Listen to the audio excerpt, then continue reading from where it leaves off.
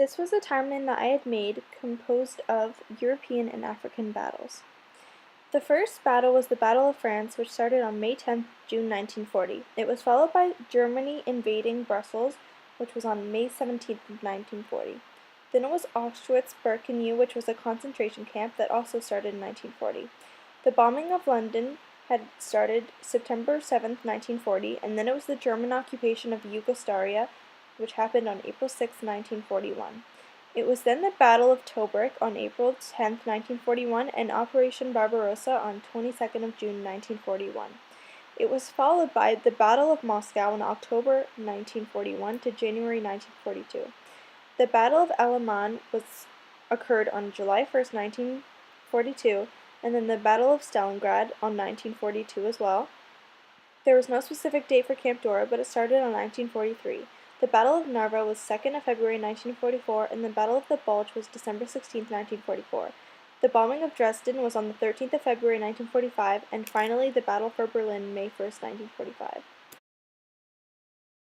One event that had led to D-Day was the Battle of France. The Battle of France was when Germany had invaded France and ultimately gained control over some parts. This had caused D-Day because Canada, USA, and Britain were all allies of France and therefore felt that they must protect it. Ultimately, D-Day had freed France of German control. The Battle of Stalingrad is most similar to my event. The Battle of Stalingrad was when Nazi Germany had invaded and fought against Russia for control. The first similarity is that both Stalingrad and France had been invaded by Germany and therefore needed to be protected.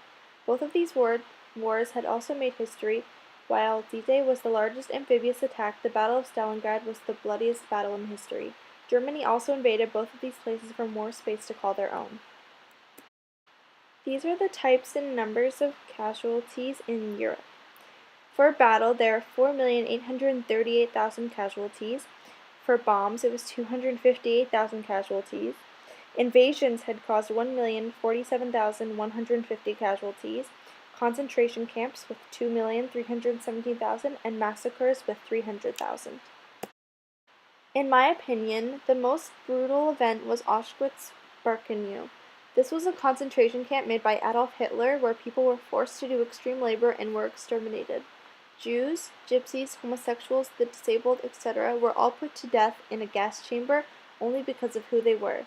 There were around 2.5 million casualties during this time.